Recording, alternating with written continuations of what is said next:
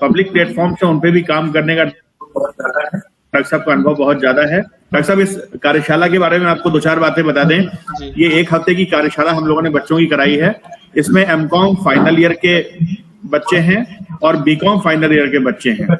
ये बच्चे किस तरीके से अपना स्टार्टअप शुरू कर सकते हैं, ये बच्चे किस तरीके से एंटरप्रेन्योर बन सकते हैं, यहाँ से पढ़ाई लिखाई करने के बाद किस तरीके से स्वयं नौकरी ना ढूंढ के दूसरों को नौकरी देने का काम कर सकते हैं, इसकी तरफ हम लोग का एक छोटा सा प्रयास है। जैसा कि आप जानते हैं, सरकार भी इस दिशा में बहुत सारे कदम उठा रही है, तो उसी की कदम ताल से मिलते हुए हम लोग का एक छोटा सा प्रयास है, जिसमें आज हम लोग के लिए सौभाग्य का विषय है कि आप हम लोगों के साथ में हमारे बच्चों का मार्गदर्शन करने के लिए जुड़े हैं। सर, आप और बच्चों के बीच में मैं बहुत अधिक बाधा नहीं बनूंगा और ये सेशन आपका लगभग 1 घंटे के आसपास का होगा। बाकी सर, आप हैं और बच्चे हैं, जितना आप सुनाना चाहें और जितना बच्चे सुनना चाहें। मैं सर आपका एक बार पुनः बहुत बहुत स्वागत करता हूं। मैं जानता हूं सर आपका बहुत बिजी शेड्यूल है, आप कल इलाहाबाद में थे भी नहीं, आज रात में ही लौटे होंगे। आप बता रहे थे आपका गोरखपुर और बाहर का, इस बीच में आप शायद आंध्र प्रदेश भी गए थे सर। हाँ जी, हाँ बिल्कुल बिल्कुल सर, मैं जानता हूँ आपका बहुत बिजी शेड्यूल रहता है, लेकिन इसी बीच में आपने हमारे बच्चों के लिए समय yes sir, okay. So the Atmanirbhar Bharat, the entrepreneurial way ahead, this is the topic of my talk. And before starting the talk on Atmanirbhar Bharat, we have to understand what exactly is Atmanirbhar.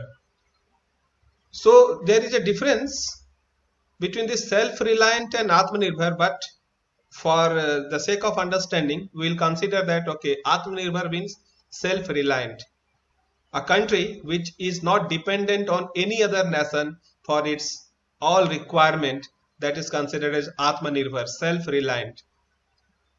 So the theme given by the government of India or adopted by the government of India is to make India a self-reliant nation, and self-reliant nation on one's own power and on own resources rather than those of the others.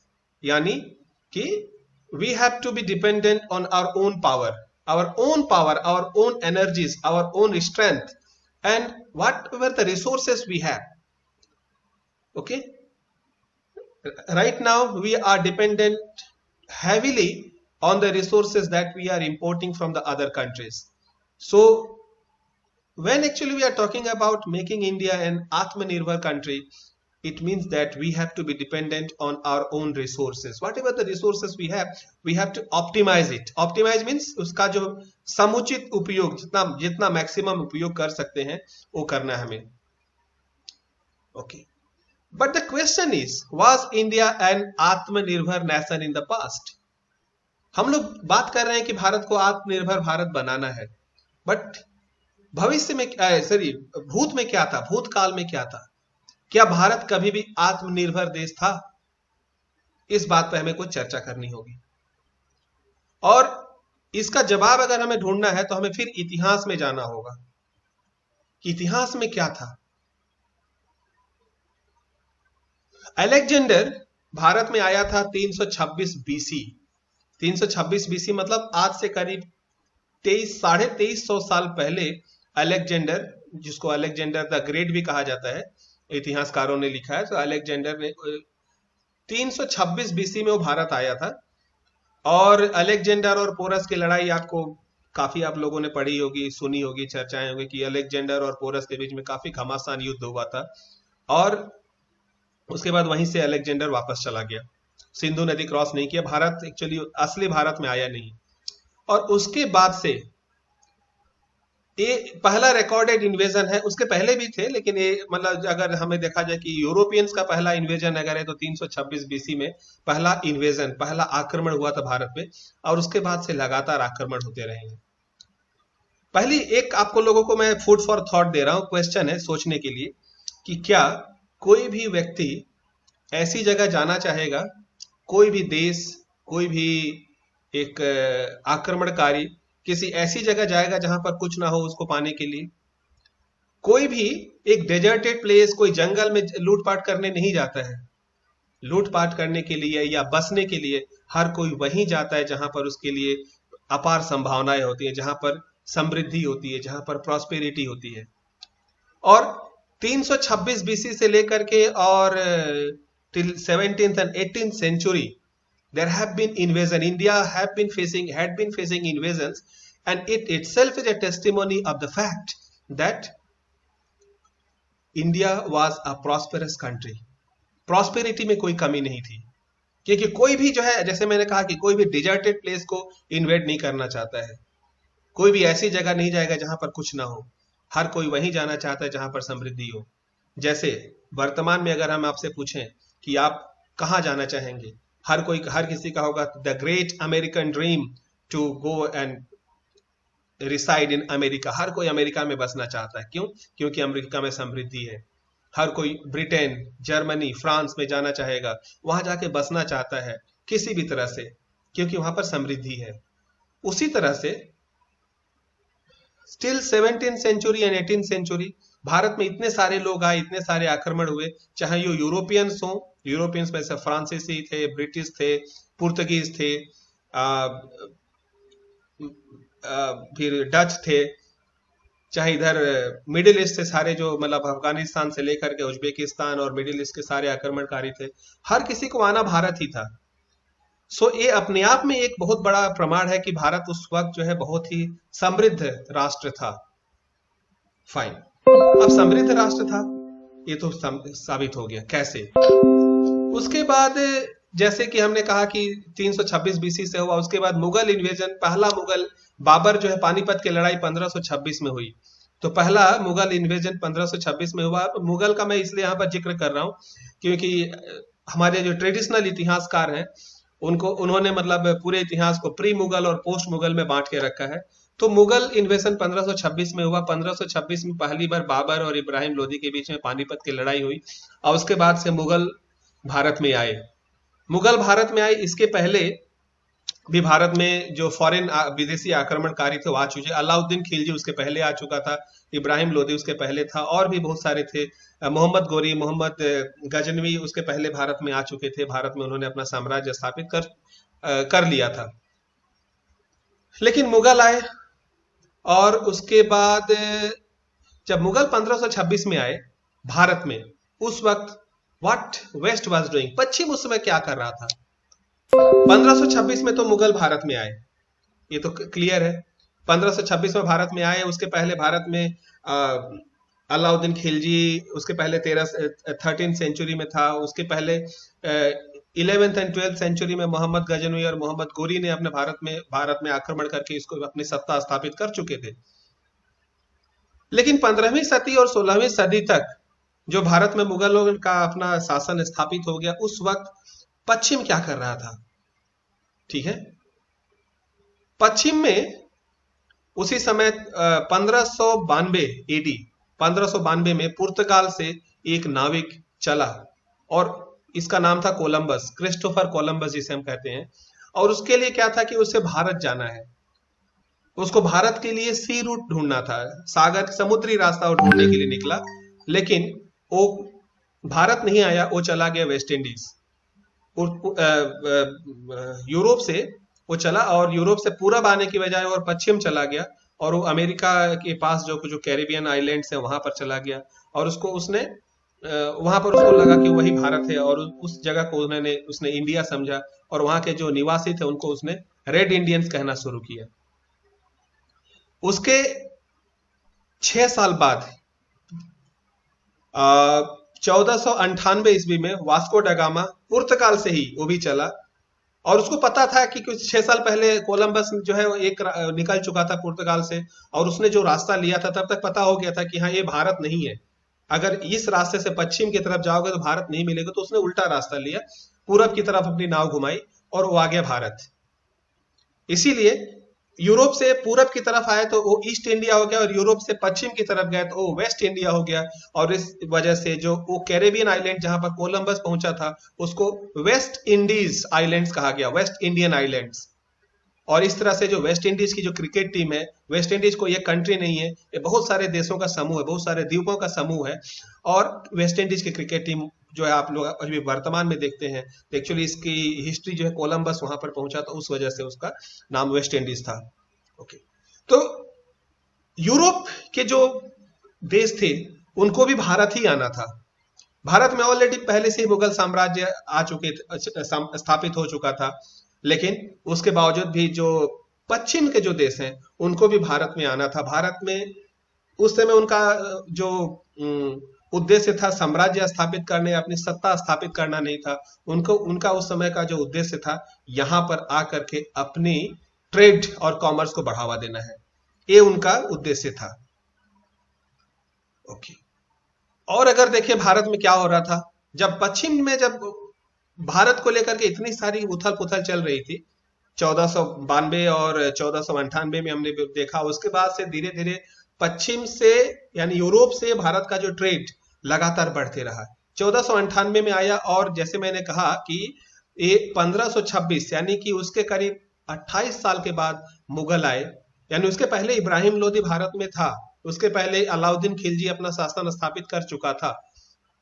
तो उसके बाद अंग्रेजों ने आना भारत में शुरू किया, और जब भारत में आए अंग्रेज ने भारत में अपना व्यापार बढ़ाना शुरू किया, व्यापार जमाना शुरू किया समुद्री रास्ते।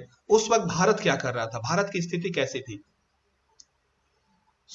दिल्ली की गद्दी पर अकबर का शासन था। 1526 में बाबर आया और 1556 में अकबर और हेमू की लड़ाई हुई। तो उस समय करीब mid of the 16th century Mughal साम्राज्य भारत में अपने सबाब पर था। ओके। उसके बाद भारत में उसी दौरान अकबर जब था उसी वक्त बहुत सारे संत महात्मा हुए, जो कि भक्ति आंदोलन जिसको हम कहते हैं, सूरदास, कबीरदास, चैतन्य महाप्रभु और तुलसीदास, ये सारे भक्ति आंदोलन उस समय शुरू हुआ। यानी कि स्पिरिचुअली भारत जो है बहुत ही समृद्ध था। पॉलिटिकली भारत दिल्ली की गद्दी पर मुगल थे, स्पिरिचुअली बहुत सारे संत महात्माओं ने भारत को प्रभावित किया कर रहे थे उस दौरान 15वीं और 16वीं शताब्दी में। और वेस्ट में क्या हो रहा था, वेस्ट में उस समय ये था विलियम शेक्सपियर द लास्ट, ये वाला, यानी कि विलियम शेक्सपियर भारत में जहां पर भक्ति काल था, भक्ति आंदोलन चल रहा था, इतनी सारी रचनाएं हो रही थी भक्ति से रिलेटेड, उस वक्त पश्चिम में विलियम शेक्सपियर नाम का व्यक्ति था जो कि वो भी अंग्रेजी में रचनाएं कर रहा था। ये पूरी तरह से दुनिया का आज हमने आपके पास खाका रखा कि पूरब में क्या हो रहा था और पश्चिम में क्या हो रहा था, और इसके बीच अंग्रेजों ने भारत में अपना पैर फैलाना शुरू किया। किस तरह से? एक व्यापारी की हैसियत से। वो लोग व्यापारी बन के आए थे। जस्ट ए मिनट, एक मिनट।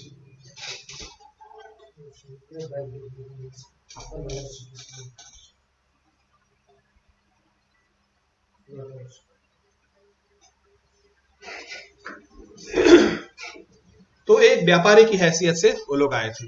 फिर उस वक्त भारत की स्थिति की कैसी थी? 15वीं 16 में, आप ध्यान रखिए, मैं अभी भी मैं 15वीं से 16वीं सदी के बीच में ही हूं, और उस वक्त around 30% of the international trade वो भारत के कब्जे में था। ठीक है, इंडिया इंटरनेशनल। और ये फोटोग्राफ है, ये जो सर थॉमस रो, ये जहांगीर के दरबार में पहली बार उपस्थित हुआ था सन 1599 से 1600 के बीच में, और उसने जहांगीर से भारत में European country east India company को ट्रेड करने के लिए लाइसेंस के लिए मना लिया। तो जब जहांगीर यानी कि जो सलीम, शहजादा सलीम अकबर का जो बेटा था, वो जब भारत की गद्दी पर था, दिल्ली के तख्त पर काबिज हुए थे, उस वक्त sir Thomas Roe, British east India company का एक अधिकारी, वो जहांगीर के दरबार में आया। तो अभी मैं आप सन याद रखिए 1599, और कोलंबस और वास्को ड गामा कब आया था? 1498, यानी 101 साल बाद। यानी 101 साल तक तो भारत में वो छुटपुट तरीके से ट्रेड कर रहे थे, लेकिन किसी उनका एक ट्रेड बिल्कुल ऑर्गेनाइज्ड नहीं था। और उसके बाद उन्होंने जहांगीर से किसी तरह से परमिशन ले ली। उसकी बहुत लंबी कहानी है, कैसे परमिशन ली उसमें नहीं जाऊंगा, बट उन्होंने भारत से और अपने देश यानी यूरोप से ट्रेड करने की परमिशन उन्होंने हासिल कर, लाइसेंस ले लिया। और उसके बाद उस वक्त तक भारत का जो है समूचे विश्व ट्रेड का, इंटरनेशनल ट्रेड का 30% यानी 1/3 1/3 of the entire international trade was dominated by India. Got the point? हम लोग का इतिहास कितना गौरवशाली है, मैं आपको इस बात की ये याद दिलाना चाह रहा हूं कि 30% ऑफ द इंटरनेशनल ट्रेड, यानी 1/3 of the entire international trade was dominated by India, and it means that 1/3 of the entire international wealth was actually held and controlled by Indians and India.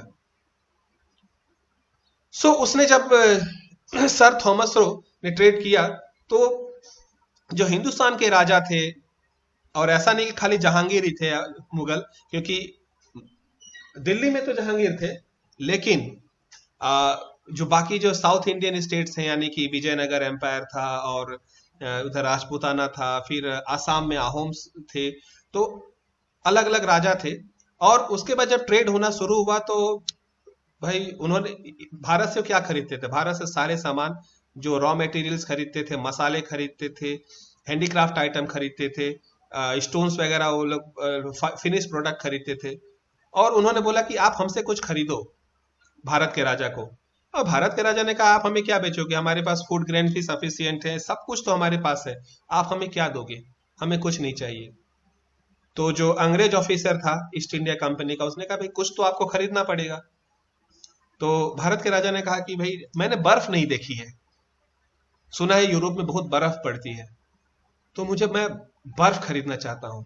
और ice was the first import item for India, यानी कि अगर कोई सवाल पूछे आपसे कि भारत में सबसे पहली इंपोर्ट होने वाली चीज क्या थी यूरोप से अंग्रेजों द्वारा, यानी कि यूरोप से भारत में मंगाई जाने वाली चीज, तो वो थी बर्फ, ice. Ice was the first export item in India.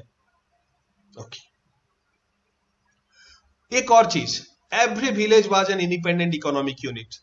आप लोगों में से जो जिस किसी का भी ग्रामीण परिवेश में कोई भी टच है, आना जाना है, आप संपर्क में है, और आप देखिएगा कि हर गांव जो है अपने आप में एक इंडिपेंडेंट यूनिट हुआ करता था। हर गांव में अपनी जरूरत की जितनी सारी चीजें हैं, संसाधन है, अपना खाद्यान्न खुद उत्पादन करते थे। उनको दूध चाहिए, दूध खुद होता था। गाय के गोबर से खाद बनती थी। नदी के पानी से लोग पानी पीते थे। गांव में एक लुहार होता था जो पूरे गांव की जरूरतें पूरा करता था। गांव में एक मोची होता था कि जो कि पूरे गांव में एक दर्जी होता था, गांव में एक सुनार होता था। यानी एक गांव, हर एक गांव एक इंडिपेंडेंट कंट्री की तरह से ट्रीट होता था। Every village was an independent economic unit. ठीक है, और अभी हम आत्मनिर्भर भारत की बात कर रहे हैं।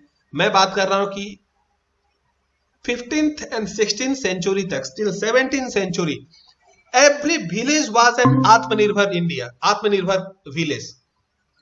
एक गांव दूसरे गांव पर डिपेंडेंट नहीं होता था, बहुत ही नाम मात्र के लिए डिपेंडेंसी होती थी। हर कोई अपने आप में इंडिपेंडेंट होता, हर गांव एक इंडिपेंडेंट यूनिट था। और उसके बाद से हमारा इतिहास इतना गौरवशाली इतिहास था। उसके बाद हमने क्या किया, अब हम उसके बारे में देखते हैं। रॉबर्ट क्लाइव, प्लासी की लड़ाई हुई 1757 ईस्वी में, 1757। Okay, the battle of Plassey was fought, and battle of Plassey was the first, not first actually, it was a formal arrangement to set up British rule in India. So battle of Plassey between Sirajuddaulah and Robert Clive. And Robert Clive, ये कहा जाता है कि जब Robert Clive Bharat से जब उसका कार्यकाल खत्म और जब जाने लगा, तो टोटल 900 जहाजों में, रिमेंबर मैं पूरी तरह से सही बोल रहा हूं, 900, 90 नहीं, 9 नहीं, 900 जहाजों में इतना धन लूट करके वो ले गया था। और आपको जान करके हैरानी होगी कि जो हम इंग्लिश डिक्शनरी की बात करते हैं, अंग्रेजी भाषा की बात करते हैं, हम बात करते हैं कि अंग्रेजी भाषा इतनी समृद्धशाली है, लेकिन अंग्रेजी भाषा में इतने जो शब्द है, बहुत सारे जो शब्द हैं, वो इसलिए समृद्धशाली है क्योंकि अंग्रेजी भाषा की एक खासियत है कि उसकी एडेप्टेबिलिटी, वो दूसरे भाषाओं के शब्दों को ग्रहण कर लेती है और उसको एज इट इज यूज कर लेती है। अंग्रेजी भाषा में अपनी भाषा के बहुत कम शब्द हैं। उसने स्पेनिश से लिया है, लैटिन से लिया है, भारतीय भाषाओं से लिया है। ठीक है, और जैसे था उसको उन्होंने उसको अंग्रेजी भाषा में उन्होंने उसको एडॉप्ट कर लिया। और इंग्लिश डिक्शनरी में पहला भारतीय शब्द जो एंटर हुआ उसका नाम था लूट। लूट, लूट आप समझते हैं ना, जो हिंदी में जो लूट का मतलब है वही इंग्लिश में भी लूट का मतलब है। तो loot was the first Indian word to find a place in English dictionary. और loot of industrial revolution in England, root, और ये जो धन जो रॉबर्ट क्लाइव लेकर के गया था भारत से लूट करके 1757 ईस्वी में, और इतना पैसा लूट करके ले गया। और उसी समय फिर यूरोप में क्या हुआ, जो यूरोप में औद्योगिक क्रांति, इंडस्ट्रियल रिवोल्यूशन जो हुई, उसका यह भी मानना है कि जो root of industrial revolution in England is rooted to the loot that was done in India. यानी वो हमारा धन लेकर के अपने यहां ले गए, उसको उन्होंने इन्वेस्ट किया, उससे उन्होंने इंडस्ट्री सेटअप की, और फिर वहां से इंडस्ट्री से जो माल बनने लगा, और वही माल फिर हमें सस्ते दाम पे बेचना शुरू किया, और हमें फिर गुलाम बनाए रखा अगले 200 सालों तक। ठीक है, तो अभी जो है रसिया और यूक्रेन की बातें होती हैं, बहुत सारी बातें होती हैं कि रसिया और यूक्रेन में कौन क्या, कौन सही है कौन गलत है। मैं उसमें नहीं जा रहा हूं कि कौन सही है कौन गलत है। द पॉइंट इज, जिसके हाथ में सत्ता होती है, जिसके हाथ में पावर होती है, वही सही होता है। उस वक्त पावर रॉबर्ट क्लाइव के हाथों में थी, और रॉबर्ट क्लाइव ने यहां से धन लूट करके यूरोप ले गया। वहां पर उस धन से इंडस्ट्रियल रिवोल्यूशन की शुरुआत हुई, और इतनी सारी इंडस्ट्रीज बनी, इतने सारे इनोवेशन हुए, फिर वो सारे यूरोप की समृद्धि का कारण बनी। ओके, एंड उसके बाद इंडस्ट्रियल रिवोल्यूशन जब इंग्लैंड में शुरू हुई, उसके बाद वो सारे जो माल बन करके हमारे भारतीय बाजारों में बिकने लगे, जो कि सस्ते होते थे। फिर अंग्रेजों ने जो है भारत के ऊपर कब्जा किया, और भारतीय इंडस्ट्रीज को जो उन्होंने तहस नहस किया, जैसे कहा जाता है कि ढाका का जो मलमल है वहां के कारीगरों के हाथ कटवा दिए, और इस तरह से भूखमरी, अशिक्षा, ये सारी समस्याएं भारत में सर उठाने लगी। Destroying of indigenous industries in India, Bharat के जो उद्योग थे उसको तहस नहस कर दिया उन्होंने, और इस तरह से यूरोप की फैक्ट्रियों में जो माल बनता था वही आकर के भारत में बिकने लगा। उसके दो कारण थे, एक तो सस्ता बनता था, दूसरा उसको प्रशासन का भी प्रश्रय प्राप्त होता था, और उसके खिलाफ जो भारत में जो भी कोई सर उठा सकता था, जो बढ़िया अपना माल बना सकता था, उसको उन्होंने सिस्टमेटिक तरीके से, फॉर्मल तरीके से उन्होंने उनके हाथ कटवा दिए, उस इंडस्ट्रीज को डिस्ट्रॉय कर दिया, और इस तरह से पूरी तरह से नेस्तनाबूद हो गई भारत की industries. Selling European made product in India, European product को भारत में बेचा जाने लगा, और इस तरह से ड्रेन ऑफ वेल्थ, दादा भाई नौरोजी एक इतिहासकार हुए जो आपने सुना होगा, उन्होंने जो थ्योरी दी थी कि drain theory, drain out of wealth of during the colonial India, कि जो अपना माल बेचते थे और भारत का जो धन है वो ड्रेन आउट होकर के वो यूरोप में जाने लगा। भारत का धन यूरोप में जाने लगा, और रिजल्ट क्या होगा भाई, जिसके यहां से धन जाएगा वो गरीब होते रहेगा, जिसके यहां धन पहुंचेगा वो समृद्ध होगा। भारत का धन यूरोप जाने लगा, यूरोप समृद्ध होने लगा, भारत गरीब होने लगा। ठीक है, और एक समय ऐसा आया, अब प्रेजेंट सिचुएशन ऐसा है कि total share in the world trade हमारा 3%, मैंने पहले गलत लिख दिया था, 2% है। Total share in the world trade is around 3%, around 2% only, not 3%। सो एक समय 30% यानी 1/3 of the world trade was actually being controlled by India, and now it is left only with 2%। उसका 10वां हिस्सा भी नहीं बचा हमारे पास। ये हुआ share in the world GDP, पूरे विश्व में जितनी जीडीपी, जितना धन उत्पादन होता है, उसमें से भारत का हिस्सा कितना, ओनली 7%, वो भी परचेजिंग पावर पैरिटी के हिसाब से। अगर रियल जीडीपी निकालेंगे तो 3% 4% आएगी। सो कहां पूरे दुनिया का 1/3 धन और 1/3 ट्रेड भारत कंट्रोल करता था, अब 1/3 से खाली 2% से 3% तक हम आ गए। इस इतने सिस्टमेटिक तरीके से हमें बर्बाद किया गया। ये है प्रेजेंट सिचुएशन। ओके, अब ठीक है, रोना तो हमने रो लिया, बहुत रो लिया कि हमें तो अपनों ने लूटा, गैरों में कहां दम था, हमारी तो किस्ती ही वहां डूबी जहां पानी कम था। बट सवाल ये है कि तुम तो थे ही नकारा, तुम्हारी बाहों में कहां दम था, और वहां क्या तुम खाक छानने गए थे जहां पर पानी कम था। क्यों तुम, आखिर अंग्रेजों ने हमें लूटा तो तुम क्यों उसके पास गए? क्यों लुटाए तुम? एक बार लूटा, 1 साल लूटा, 2 साल लूटा, 5 साल लूटा, 10 साल लूटा। ऐसी क्या खास बात थी हमारे अंदर कि हम 200 साल तक लगातार लूटते रहे? और 200 साल के लूटने के बाद भी, उसके बाद भी आजादी के अभी 75 साल हो गए हैं, अभी आजादी का अमृत महोत्सव हम मना रहे हैं। और उसके बाद भी अब जाके भारत के प्रधानमंत्री को कहना पड़ रहा है कि हम जो है आत्मनिर्भर भारत बनेंगे। 75 साल के बाद हमें याद है कि हमें आत्मनिर्भर बनना है।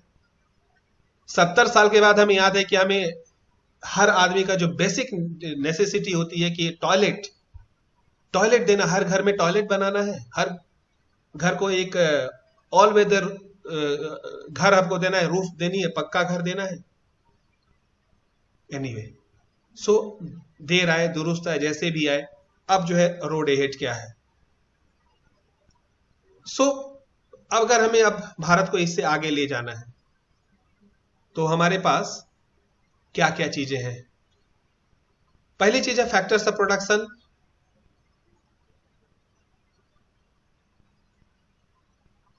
फैक्टर्स ऑफ प्रोडक्शन क्या क्या होते हैं? 4 फैक्टर्स ऑफ प्रोडक्शन होते हैं: land, labour, capital and organisation. Land हमारे पास बहुत है। लेबर, दुनिया की हम सबसे बड़ी लेबर फोर्स है, सबसे बड़ी मानव संपदा हमारे पास है। और एक अभी रिपोर्ट आ रही है कि हमने मानव संपदा के मामले में हमने चाइना को भी पीछे छोड़ दिया है, यानी कि हम सबसे बड़ी मानव संपदा हमारे पास है। कैपिटल का हम रोना रोते हैं कि हमारे पास कैपिटल नहीं है, लेकिन एक और चीज है कि दुनिया में सबसे ज्यादा, स्विस बैंक में सबसे ज्यादा पैसा भारतीयों का जमा है। ये तो एक रिपोर्ट हो गई। दूसरी रिपोर्ट, एक कंपनी आईपीओ लेकर के आती है। आईपीओ मतलब इनिशियल पब्लिक ऑफर, यानी कि वो अपना शेयर जो है जनता के बीच में जो है डिस्ट्रीब्यूट करना चाह रही है। और मान लीजिए उसका साइज जो है 10,000 करोड़ का है, 70,000 करोड़ का है, कई बार 1 लाख करोड़ का भी होता है। अभी जोमेटो 1 लाख करोड़ का आईपीओ लेकर के आया था। और वो आईपीओ वो 50 गुना 100 गुना ओवर सब्सक्राइब होता है। यानी कि आप एक आईपीओ लेकर के आए, एक बिजनेस आइडिया लेकर के आए, आपको 1 लाख करोड़ चाहिए था, आपको 1 लाख इंटू 100 इतना पैसा मिल जाता है। यानी कि आपको 99 टाइम्स जो पैसे वापस करने पड़ते हैं इन्वेस्टर्स को। इसका मतलब क्या है कि भारत में पैसे की कमी नहीं है। यानी कि एक आइडिया को फंड करने के लिए उसे 100 गुना ज्यादा पैसे मिल रहे हैं। यानी कि अगर 100 बिजनेस भी लेकर के आए तो उतना पैसा है हम भारतीयों के पास, उतना हम फंडिंग कर देंगे। एक और आंकड़ा आपको दे रहा हूं, जनधन अकाउंट जो कि मुफ्त में खोले जाते हैं। और एक अभी आरबीआई की रिपोर्ट आई है कि जनधन खातों में 40,000 करोड़ रुपए जमा है। ये पैसा गरीबों का है, ठीक है। जो गरीब लोग जिनको मुफ्त में जनधन अकाउंट खोले गए थे, तो 40,000 करोड़ सिर्फ जनधन अकाउंट खातों में जमा है। मतलब साफ है कि हमारे पास कैपिटल की भी कमी नहीं है, हमारे पास लोगों की भी कमी नहीं है। लेबर, जमीन यानी कि जो मटेरियल है, फ्री गिफ्ट ऑफ नेचर है, नेचुरल रिसोर्सेस, वो हमारे पास नहीं है, वो भी हम उसकी भी कमी नहीं है। तो फिर हम क्यों पीछे रह जाते हैं? ओके, तो हमें चाहिए जो फोर्थ फैक्टर ऑफ प्रोडक्शन है, ऑर्गेनाइजेशन, एंटरप्रेन्योरशिप। एंटरप्रेन्योरशिप जो है ये चौथा फैक्टर ऑफ प्रोडक्शन है, उसे हमें इनकलकेट करना पड़ेगा। लेकिन क्वेश्चन है कि कैसे हम एंटरप्रेन्योरशिप को बढ़ावा करेंगे? कैसे हम करेंगे कि हमारे बच्चे जो यूनिवर्सिटीज और कॉलेजेस से निकल करके आए और उसके बाद वो अपना स्टार्टअप लगाएं, अपनी इंडस्ट्रीज लगाएं, अपना व्यवसाय करें? कैसे? और इसके लिए बहुत सारी चीजें कही गई हैं, बहुत लोग बहुत कुछ बातें कहते हैं। मैं उसमें बहुत छोटी सी बात कहता हूँ। एक टर्म होता है नजिंग। नजिंग को अगर आप डिक्शनरी में ढूंढेंगे, मोबाइल में अगर आप सर्च करेंगे तो आपका आएगा कोहनी मारना, ठीक है। सो कोहनी मारता है, हम लोग गांव में कोहनी कब मारते हैं? जैसे कि आपके बगल में कोई अभी बच्चा बैठा होगा, उसको कुछ कहना होगा, आप कोहनी मारेंगे, यानी उसको आप प्रॉम्प्ट कर रहे हैं, उसको आप मोटिवेट कर रहे हैं कि भाई तू कुछ बोलना, ठीक है। तो नजिंग जो होता है कोहनी मारना होता है। और नजिंग एक ऐसा है, अभी ये नजिंग थ्योरी जो है, नज थ्योरी, 2017 का नोबेल पुरस्कार रिचर्ड थेलर को सिर्फ इसीलिए दिया गया, नजिंग के लिए, कि सरकार लोगों में इस नजिंग के द्वारा जो चेंजेस चाह रही है, जो डिजायर्ड चेंजेस चाह रही है, वो ला सकती है नजिंग के थ्रू। ठीक है, अगर चाह रही है सरकार कि लोग एंटरप्रेन्योर बने, तो उसके लिए सरकार को ऐसे रोल मॉडल रखने होंगे, लोगों को सामने उनको ऐसा प्रोत्साहन देना पड़ेगा कि लोग जो है उस दिशा में जाएं। कैसे जाएंगे, अभी हम उस पर बात करेंगे। एक और होता है एक्सपोजर थ्योरी। एक्सपोजर थ्योरी क्या है कि मैंने अपनी जिंदगी में कभी अच्छा खाना देखा ही नहीं, और मुझे बोला गया कि आप एक अच्छा खाना बनाइए। मैं अच्छा खाना है, मैंने अपनी जिंदगी में अच्छा खाना खाया ही नहीं, तो मैं कहां से बनाऊंगा। और आपको एक उदाहरण दे रहा हूं कि जब मैं आसाम में था, तो वहां पर एक कैंटीन थी, और कैंटीन में जो खाना बनाता था जो लड़का, बच्चों को इससे हमेशा कंप्लेन रहती थी। और वो लड़का जो है ग्रामीण परिवेश से आता था, और जैसा उसने देखा था अपना हल्का फुल्का खाना बनाता था।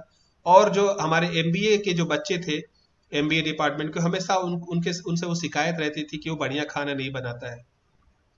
और एक शिकायत बढ़ गई, और किसी तरह से मैं भी उस कमेटी में था, और वो आई कि भाई इसको सर, इसको कहिए कि बढ़िया खाना बनाइए, अन्यथा हम इसको बदल देंगे, दूसरा हम कुक लाएंगे। मैंने कहा बच्चों से कि इसने कभी अपनी जिंदगी में अच्छा खाना खाया नहीं है, एक बहुत ही सामान्य परिवार से आता है, गरीब परिवार से आता है, सामान्य नहीं, गरीब परिवार से आता है। इसने अपनी जिंदगी में कभी अच्छा खाना खाया नहीं, तो इसको क्या पता होगा कि अच्छा खाना कैसा होता है। एक काम करो, मैं 500 रुपए दे रहा हूं, और एक सर है वो भी 500, 1000 रुपए ले लो, और इसको ले जाओ और उस शहर के सबसे बढ़िया जो होटल है उसमें इसको खाना खिलाओ। और वो ले गए बच्चे, उसको खाना खिलाया, उस बढ़िया में बड़ी सारी डिशेस उसने पूरे दिन भर जो है सुबह का नाश्ता भी किया और दोपहर का लंच भी किया वहीं पर। और शाम को जब आया, तो मैंने कहा कि उसका नाम मैं नहीं लूंगा, कि भाई क्या क्या तुम्हारे क्या विचार है, वैसा खाना क्या तुम बना पाओगे। बोला सर हाँ, वैसा तो मैं बना लूंगा। तो क्यों नहीं बनाते थे। बोला सर मुझे पता नहीं था कि ऐसा, मतलब इस तरह का खाना इनको चाहिए, वो तो मैं बना दूंगा। यानी कि जब हमने उस लड़के को अच्छे खाने से एक्सपोज किया कि अच्छा खाना होता क्या है, उसने अच्छा खाना बनाना शुरू कर दिया। उसी तरह से हम अपने बच्चों को बोलते हैं कि भाई तुम एंटरप्रेन्योर बनो, स्टार्टअप शुरू करो। भाई क्या करें, हम करें क्या, हम सर हम करें क्या, हमें कुछ समझ में नहीं आ रहा है। और यहां पर मैं कॉलेज और यूनिवर्सिटीज को ये कहूंगा कि आप कुछ मत करिए, आप उन बच्चों को खाली दिल्ली से गुड़गांव का जो हाईवे है उस पर एक बस लीजिए, और बस से ले जाकर उनको बस खाली घुमाइए, और देखिए कि वहां पर किस तरह की जो एक्टिविटीज हो रही है, किस तरह की इकोनॉमिक एक्टिविटीज हो रही है, कैसे कैसे लोग स्टार्टअप्स कर रहे हैं, या इंडस्ट्री से कुछ लोगों को जो उन्होंने नया नया शुरू किया उनको लाइए, और उनको मतलब क्लास में उनको थोड़ा सा बच्चों के सामने, बच्चों से इंटरेक्ट करने दीजिए फ्रीली। और उसके बाद बच्चों के दिमाग में जो आइडियाज आएंगी वो माशाल्लाह। तो exposure theory. So factors of production, हमारे पास out of 4 factor of production, land, labour and capital, चारों की हमारे पास बहुतायत मात्रा में अवेलेबिलिटी है। कमी है तो एंटरप्रेन्योरशिप की। और एंटरप्रेन्योरशिप हम कैसे डेवलप करेंगे, वो स्किल कैसे निकालेंगे। स्किल तो बच्चे एक बार जब उनको मोटिवेट हो जाएंगे तो किसी न किसी तरह से एक्वायर कर ही लेंगे। बस उसके लिए जरूरत है, एक है नजिंग, जो कि सरकार को करना है। नजिंग मतलब सरकार को उनको प्रोत्साहन देना है कि भाई अगर आप ऐसा करोगे तो क्या करेंगे। जैसे सरकार टैक्स बचाने के लिए हमें नजिंग करती है कि अगर आप LIC में, PPF में और कुछ FD में आप पैसा डालोगे तो आपका टैक्स नहीं कटेगा। यानी कि हमें पैसा जमा करने के लिए सरकार जो है एक्स्ट्रा इंसेंटिव दे रही है। उसी तरह से अगर हमें एंटरप्रेन्योर बनने के लिए सरकार को इंसेंटिव दे कि अगर आप कुछ स्टार्टअप शुरू कर रहे हो तो सरकार क्या क्या आपको दे सकती है, वो नजिंग होता है। Second, exposure. हमें अपने बच्चों को एक्सपोज करना होगा। और आप बच्चे हो, आप सुन रहे, तो आपको क्या करना होगा, आप जो है जिस एरिया में इस तरह की स्टार्टअप एक्टिविटीज हो रही है, आप सिर्फ जाइए और वहां पर सुनिए, देखिए चीजों को क्या हो रहा है। आपको खुद ब खुद आइडियाज आपके दिमाग में आने लगेंगे कि ये तो इतनी छोटी सी बात है, तो मैं भी कर सकता था। ओके। और हमारे देश में इतनी ज्यादा डिमांड, हमारा देश हाथी है। अगर आपको गिलहरी को मारना हो तो आपको बहुत ही मतलब शार्प शूटर होना पड़ेगा, बहुत ही परफेक्ट निशाना लगाना पड़ेगा। लेकिन अगर हाथी को आपको मारना हो तो आप आंख बंद करके भी मार सकते हैं। तो हमारा देश जो है हाथी है, और हाथी को मारने के लिए आपको बहुत ही मतलब तेज मार खा और तुर्रम खा होने की जरूरत नहीं है। आप कुछ भी बढ़िया बना दो बिक जाएगा, क्योंकि इतनी आबादी है कि किसी न किसी लोग कोई ऐसा होगा जिसको आपका जो सामान है उसकी जरूरत होगी। ठीक है, सो ये होगी एक्सपोजर थ्योरी। और चौथा है कंपल्सन। बहुत सारे लोग जो है वो कंपल्सन में आकर के एंटरप्रेन्योर बनते हैं। और ये कहा जाए कि जब तक देश में बेरोजगारी नहीं होगी, जब तक देश में भूखमरी नहीं होगी, तब तक देश में, ये मैं बहुत कॉन्ट्राडिक्टरी बातें कर रहा हूं, हो सकता है किसी के सेंटिमेंट्स को हर्ट करे, लेकिन जब तक बेरोजगारी नहीं होगी तब तक एंटरप्रेन्योरशिप नहीं होगा। और कैसे मैं कह रहा हूं, मैं अपने यहाँ के अनुभव से बता रहा हूं। हमारे यहाँ जब बीटेक फर्स्ट ईयर में, हमारे यहाँ बीटेक में जो है बच्चा आईआईटी का एंट्रेंस देकर के आता है, तो आप समझ सकते हैं कि कितना ब्रेनी बच्चा होता है। बीटेक फर्स्ट ईयर में जब बच्चा आता है, and that boy is bubbling with ideas, full of ideas, sir मैं ये कर सकता हूँ, वो कर सकता हूँ। बीटेक फर्स्ट ईयर में वो आइडिया को इंप्लीमेंट करके भी दिखाता है, पायलट प्रोजेक्ट भी रन करता है, लगता है कि यस ये बच्चा जो है कुछ करेगा। सेकेंड ईयर और थर्ड ईयर तक आते आते वो एकदम पूरा उसका आइडियाज तैयार है कि जैसे ही वो अपना बीटेक कंप्लीट करेगा वो मार्केट में उतरेगा, अपने इंडस्ट्री अपनी कंपनी लॉन्च कर देगा। लेकिन फोर्थ ईयर में आते आते एक कंपनी आती है, कोई भी एक कंपनी XYZ कंपनी, और बोलती है कि हम आपको 30 लाख रुपया का पैकेज देंगे, एनुअल 60 लाख रुपया का पैकेज देंगे। और वो बच्चा सोचता है कि चलो एंटरप्रेन्योरशिप तो हम बाद में कर लेंगे, पहले नौकरी कर लो। ठीक है, तो वो अपना एंटरप्रेन्योरशिप भी छोड़ करके नौकरी करने लगता है। जो हमारे पास एमटेक का जो बच्चा होता है, जो पीएचडी का बच्चा होता है, वो रहता है कि हम सर हमें तो रिसर्च करना है, रिसर्च में हमें नाम कमाना है, खूब बढ़िया कुछ पाथ ब्रेकिंग रिसर्च करना है। और उसके बाद अभी हम कुछ सप्ताह पहले एक कंपनी आई, उन्होंने एमटेक के बच्चों को 60 लाख रुपया 60 लाख का जॉब ऑफर दिया। बोला कि ठीक है रिसर्च तो हम बाद में कर लेंगे सर, पहले नौकरी करके पैसा कमा लेते हैं। ठीक है, अब इसको हम कैसे एड्रेस करेंगे, हमें सोचना है, हमारे पॉलिसी मेकर्स को सोचना है कि कंपल्सन कैसे करें कि लोग जो है इसमें आए। एक और उदाहरण आपको दे रहा हूं कि एक जमाने में तमिलनाडु में जो रिजर्वेशन था वो 73% था, reservation for the deprived classes 73%, यानी कि जो जनरल क्लास है उसके लिए कितना बचा, ओनली 27%। जाहिर सी बात है कि जनरल क्लास के जो बच्चे हैं उनको ज्यादा एक्सपोजर, ज्यादा मौके नहीं मिलेंगे। तो क्या हुआ, तो उनको पता था कि भाई हमें तो नौकरी मिलने वाली नहीं है, तो उन्होंने फिर एंटरप्रेन्योरशिप की तरफ जाना शुरू किया।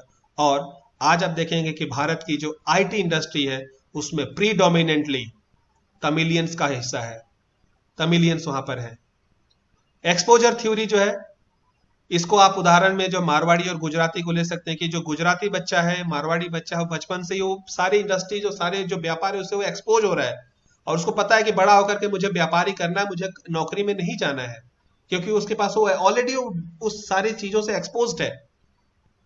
सो अगर हमें भारत को वापस से पुनः विश्व गुरु बनाना है, आत्मनिर्भर बनाना है, तो हमें इन सब बातों को ध्यान देना होगा। लेकिन ये होगा कैसे, ये जो एंटरप्रेन्योरियल कल्चर जो है इनकलकेट होगी कैसे? और इसके लिए हमें भारत सरकार ने अभी बहुत सारे ऐसे प्रोजेक्ट्स लिए हैं, उसमें है एक इंक्यूबेशन सेल। हर कॉलेज में, हर यूनिवर्सिटी में, हर इंस्टीट्यूट में एक इंक्यूबेशन सेल अगर हो, जिसमें हमारा बच्चा अपने आइडियाज को लेकर के आए, और जैसे ये अंडा से जो है हम लोग इसको हैच करके मुर्गी बनाते हैं, इस तरह से उसको जो आइडिया उसको इंक्यूबेट करके उसको फुल फ्लेजेड एक कंपनी के रूप में चलने में हम मदद करें। सो ये जो है हमारे, ये हम कर सकते हैं। सवाल है कि हु विल इंक्यूबेट, कौन करेगा? सो यूनिवर्सिटीज, कॉलेजेज एंड इंस्टीट्यूट्स, क्योंकि हमारे सारे बच्चे जो भी पढ़े लिखे हैं, 100% of our youth are affiliated to either of any of these three. Either they are affiliated to some university or some college or some institute. Our youth, they do not form the 100% of the present population, but they do form 100% of the future of our country.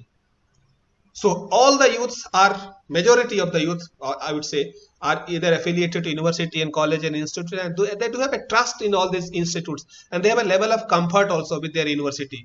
आपको अपने department में comfort होगा। अगर आपके अपने department में एक ऐसा इंक्यूबेशन सेल हो जहां पर आप अपनी आइडियाज को लेकर के जाएं और बोले कि हाँ सर ये मेरा आइडिया है, और अगर आपका आइडिया अच्छा हो तो इंक्यूबेशन सेल बोले ओके बेटा अगर तुम्हारा आइडिया अच्छा है ठीक है, टेक दिस मनी, 15 लाख रुपए ले जाओ, 20 लाख रुपए ले जाओ और इस आइडिया को अपना और कल्चर करो, इंक्यूबेट करो, और उससे बाद जो आएगा फिर तब बाद में पैसा देना। हमने किया है, ट्रिपल आईटी में हमने किया है, इंक्यूबेट किया है। हमने अभी 8 कंपनियों को इंक्यूबेट किया, 2 कंपनी को और हम प्रोसेस में हैं। उसमें से 10 कंपनियों में से 8 कंपनी जो है डिफॉल्टर निकल गई, यानी वो बच्चे जो है बीच में ही छोड़ करके चले गए, कुछ मजबूरी से, कुछ शौकिया तौर से, कुछ फ्रॉड करके। लेकिन हमें उस 8 कंपनी जो कि डूब गई उस पर ध्यान नहीं देना। जो 2 कंपनी है, जो 2 बच्चे जो कि काफी अच्छा कर रहे हैं, और वो 2 बच्चे इतना हमें कमा करके दे देंगे कि जिससे हम बाकी और 80 कंपनियों को हम इंक्यूबेट कर सकते हैं। इसमें रेशियो जो है 9:1 का है कि आप 10 कंपनी को अगर इंक्यूबेट करेंगे तो all the 10 companies will not flourish, only 1 company will. Even अगर एक कंपनी भी फ्लोरिश कर रही है तो आपका काम हो गया, ठीक है। सो इंक्यूबेशन सेल, और इसके लिए अभी जैसे अटल इंक्यूबेशन सेल, अटल इंक्यूबेशन मिशन एक है, आप गूगल में सर्च करेंगे, अगर सर अगर सुन रहे हैं तो और लोग भी देख सकते हैं। अटल इंक्यूबेशन मिशन है जिसके 10 करोड़ रुपया एक इंस्टीट्यूट को, एक यूनिवर्सिटी को जो है सरकार देती है। आप 10 करोड़ से आप अपने यहाँ के बच्चों को मतलब स्टार्टअप्स आप इंक्यूबेट कर सकते हैं, उनको पैसा देकर के, जिसको मेरिट के आधार पर किसी को 15 लाख, किसी को 20 लाख रुपया दीजिए कि आप भाई अपना बिजनेस शुरू करो, और उसमें से देखिए कितना रिटर्न आता है। तो incubation, who will incubate? Answer is universities, colleges and institutes through incubation, various incubation missions are there. And can we think of using MP और MLA LAD fund for incubation? हमारे एमपी और MLA के पास local area development के नाम पर बहुत सारा फंड आता है, करोड़ों का आता है। अगर हमारे एमपी और एमएलए उस 2 करोड़ या 3 करोड़ का जो फंड आता है उसमें से अगर हर साल से कहें कि हम एक इंक्यूबेशन, एक स्टार्टअप आइडिया को हम फंड करेंगे, 15 लाख और 20 लाख, अगर डूब भी जाता है तो क्या हम ही कर सकते हैं? अगर इस दिशा में अगर हमने अवेयरनेस अगर कर दिया, अपने एमपी और एमएलए को इस तरह मना लिया, तो ये बहुत बड़ा एक क्रांतिकारी कदम हो सकता है।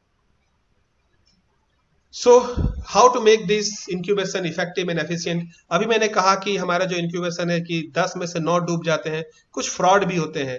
और अगर हम पब्लिक मनी यानी एमपी और MLA led local area development fund को इसमें लाने की कुछ बात कर रहे हैं, तो इसको हम इफेक्टिव कैसे करेंगे? क्योंकि तो समाज का पैसा है, इस सरकार का पैसा, हमारा पैसा है, इसको और ज्यादा हम कैसे इफेक्टिव और एफिशिएंट बना सकते हैं? और इसके लिए आंसर है सोशल ऑडिट, कि समाज द्वारा अपने आप का ऑडिट करना। तो क्योंकि समाज का पैसा लेकर के आप बिजनेस शुरू करें, तो समाज के कुछ प्रतिष्ठित लोगों को लेकर के अगर हम उसका ऑडिट करवाते हैं, ठीक है, सो इट स्टार्ट्स फ्रॉम लेके implementing, then planning, then initiating, and ये सारा प्रोसेस चलते रहेगा। एंड सोशल ऑडिट के थ्रू हम इसके ऊपर एक चेक रख सकते हैं। प्रॉब्लम है व्हाट टू इंक्यूबेट। जैसे अभी मैंने कहा कि अब ठीक है, आपको पैसा दे दिया, 10 लाख दे दिया, 20 लाख दे दिया, अब करेंगे क्या? और मेरा सिर्फ यही कहना है कि हमारे पास इतनी सारी प्रॉब्लम्स हैं, इतनी सारी प्रॉब्लम्स है हमारे भारत में। ये आप देख रहे हैं फोटो में, ट्रैफिक की प्रॉब्लम है, ये वेस्ट डिस्पोजल की प्रॉब्लम है, इतनी सारी प्रॉब्लम है। आप बस इस प्रॉब्लम का सॉल्यूशन ढूंढिए, इस प्रॉब्लम का सॉल्यूशन ढूंढेंगे, अपने आप आपके पास जो है बिजनेस आइडिया आ जाएगा। जो ऑटो वालों की जो मनमर्जी होती थी, ऑटो वाले जो है मनचाहा पैसा वसूल करते थे, ये प्रॉब्लम थी, उसको किसने सॉल्व किया? ओला और उबर, कि आपके पास हर चीज की ट्रांसपेरेंसी है, कितनी गाड़ियां, आप कहाँ जाना है, कहाँ से कहाँ जाना है, आपको बता दिया पहले कि भाई आपको यहाँ से यहाँ जाना, आपको 150 रुपया, 100 रुपया, 200 रुपया, 220 रुपया लगेंगे। पहले हम रेलवे स्टेशन से निकलते थे, हम ऑटो वाले से पूछते थे कि हमें इस XYZ जगह जाना है।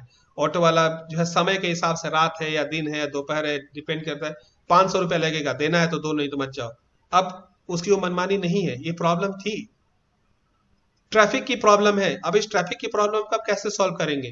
क्या आप ऐसा कुछ एप्लीकेशन बना सकते हैं जो कि इस ट्रैफिक की प्रॉब्लम को सॉल्व कर दे? अगर ऐसा है तो आपका बिजनेस सक्सेसफुल होगा। क्या आप ऐसा कोई एप्लीकेशन बना सकते हैं, कोई ऐसा मैकेनिज्म या ऐसा कोई मॉडल ढूंढ सकते हैं जिससे कि ये सारे जो वेस्ट डिस्पोजल है, वेस्ट की प्रॉब्लम है, ये खत्म हो जाए? अगर ऐसा कर सकते हैं, आपका बिजनेस सक्सेसफुल होगा। पहले सिनेमा हॉल में जाना होता था, सिनेमा हॉल में जाना मतलब कि वर्ल्ड कप जीतना, अगर टिकट कटाना है। बुक माई शो एक एप्लीकेशन आया जिसके हमने सारी प्रॉब्लम को दूर हो गई। तो आपको जो है जो लोकल प्रॉब्लम्स हैं, अपने यहाँ की जो लोकल प्रॉब्लम उसी को लीजिए। अब आपके मन में एक सवाल आ रहा होगा कि हम लोकल प्रॉब्लम, हम लखनऊ में रहते हैं, लखनऊ की लोकल प्रॉब्लम को लेकर के हम कितना बड़ा कर लेंगे कि पूरे भारत में हम छा जाएं। आपको एक उदाहरण देता हूं कि आपने शकीरा का नाम सुना होगा, डांसर है, बैले डांसर है, हाँ, वक्का वक्का दिस टाइम फॉर अफ्रीका, वो जो गाना था उसका, ठीक है। वो यूरोप के एक लोकल फॉक सिंगर है, लेकिन वो इतनी तन्मयता से अपना डांस करती है कि now she is becoming an international brand. आप बहुत दूर मत जाइए, आपके लखनऊ के बगल में बनारस है, बनारस में एक लोकल फॉक सिंगर है मालिनी अवस्थी जी, और अब भोजपुरी गाने गाती हैं, लेकिन वो इतनी तन्मयता से गाती हैं कि उसकी वजह से वो now Malini Awasthi is now becoming a national brand. So आप लोकल प्रॉब्लम को सॉल्व करिए, आप अपने आप जो है ग्लोबल ब्रांड बन जाएंगे। एंड इस तरह से जो वोकल फॉर लोकल, अपने लोकल ब्रांड के लिए आप वोकल बनिए, अपने आप लोकल प्रॉब्लम के लिए वोकल बनिए, लोकल प्रॉब्लम के लिए सॉल्यूशन ढूंढिए, अपने आप आपके पास बिजनेस आइडिया आ जाएंगे कि क्या आपको करना है। अक्सर मुझसे मेरे स्टूडेंट एक सवाल पूछते हैं, और इसका जिक्र मैं हर अपने लेक्चर में, हर व्याख्यान में करता हूं कि sir why India is not as rich as USA. भारत अमेरिका जितना धनी क्यों नहीं है? अमेरिका की जगह आप कुछ भी ले सकते हैं, फ्रांस भी ले सकते हैं, यूके भी ले सकते हैं, जर्मनी भी ले सकते हैं। और मेरा बहुत सिंपल सा जवाब होता है कि बेटा, because we do not have companies like Google. हमारे पास माइक्रोसॉफ्ट भी नहीं है, हमारे पास वॉलमार्ट भी नहीं है, हमारे पास नेस्ले भी नहीं है, कोका कोला भी नहीं है। सो ये जो गूगल, माइक्रोसॉफ्ट, नेस्ले और वॉलमार्ट, ये वहां की सरकार ने शुरू नहीं किया है, वहां के किसी एंटरप्रेन्योर ने शुरू किया। और गूगल ने इतना पैसा बनाया, माइक्रोसॉफ्ट, नेस्ले, वॉलमार्ट ने इतना पैसा बनाया कि इसके जो इन्वेस्टर्स हैं, या एप्पल, इसके जो इन्वेस्टर्स हैं वो भी रिच हो गए, ठीक है। सो अगर आप एक कुछ बिजनेस आइडिया ढूंढ रहे हो, आप एक कुछ आइडिया है आपके पास, दिमाग में कुछ आइडिया है, और उससे आप अपना बिजनेस चालू करते हो, तो ये तो हमने पहले ही बता दिया कि आपके पास इन्वेस्टर्स की कमी नहीं है। अगर आपके पास अच्छी बिजनेस आइडिया है, बहुत सारे लोग आपके बिजनेस में इन्वेस्ट करेंगे, और उस बिजनेस के साथ वो बिजनेस ही सिर्फ बड़ा नहीं होगा, आप खुद भी बड़े होगे, और आप अपने लिए सिर्फ संपत्ति, धन नहीं बनाओगे, बल्कि वो जो सारे इन्वेस्टर्स, लाखों और करोड़ों इन्वेस्टर्स ने आपके बिजनेस में जो पैसा लगाया, वो सारे भी आपके साथ साथ धनी होंगे। और जब पूरा देश धनी होगा, सारे इन्वेस्टर्स धनी होंगे, तो पूरा देश धनी होगा। जब पूरा देश धनी होगा तो पूरे देश में समृद्धि आएगी, और हम लोग भी अमेरिका जितना बड़ा हो सकते हैं। तो हम अमेरिका जितना समृद्ध क्यों नहीं? क्योंकि हमारे पास ऐसे एंटरप्रेन्योर्स नहीं है, ऐसे इन्वेस्टर्स नहीं है। अभी भी हमें सरकार का मुंह ताकना पड़ता है कि कहीं पर भी कुछ अच्छी कंपनी जो है सरकार खोले। सरकार नहीं खोलेगी, आप खुद खोल सकते हो, आप खुद एक गूगल बना सकते हो, आप खुद वॉलमार्ट बना सकते हो। और ऐसा हुआ है भारत में, रिलायंस, टाटा, फ्यूचर रिटेल, ये सारे हैं, ये सारी कंपनियों ने जो है धन बनाया है। रिलायंस का टोटल मार्केट कैपिटल जो है 10 लाख करोड़, यानी कि 10 लाख करोड़ रुपए का जो है धन मार्केट में रिलायंस ने बनाया, और इतने लोगों के पास है, सारे इन्वेस्टर्स के पास स्प्रेड आउट है, ठीक है। So all started at local level, solving local problem. सारे गूगल हो, वॉलमार्ट हो, सब जो है लोकल लेवल से शुरू हुए, और धीरे धीरे सब जो है ग्लोबल ब्रांड बने। ओके, एक और है first export item of USA. क्या कोई बता सकता है कि first export item of USA क्या है? First export item of USA जो है, इट्स नॉट गूगल और वॉलमार्ट और नेस्ले और माइक्रोसॉफ्ट और कोका कोला और जनरल इलेक्ट्रिक और general Motors.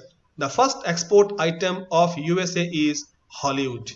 They have marketed their culture well. यहां पर जो है, अब हॉलीवुड और बॉलीवुड के बीच में थोड़ा सा मैं कंपैरिजन लाना चाह रहा हूं। आप हॉलीवुड की कोई फिल्में देखिए, उसमें क्या होता है कि दुनिया खतरे में है। कैप्टन अमेरिका, कैप्टन मार्वल और एवेंजर्स और सारी जो थी, जुरासिक पार्क, दुनिया खतरे में है, और दुनिया को बचाने का जिम्मा किसके पास है? अमेरिका के पास है। ओके, दुनिया को बचाने के लिए जो मीटिंग हो रही है वो कहाँ हो रही है? वो पेंटागन में हो रही है, व्हाइट हाउस में हो रही है, अमेरिका का प्रेसिडेंट उसमें इन्वॉल्व है, ठीक है। और उस तरह से उन्होंने अपने कंट्री को और अपने कल्चर को ऐसे मार्केट किया कि USA is now becoming a dream destination. कि अगर आपको जाना है, कहाँ जाना है? यूएसए। बसना है कहाँ? यूएसए।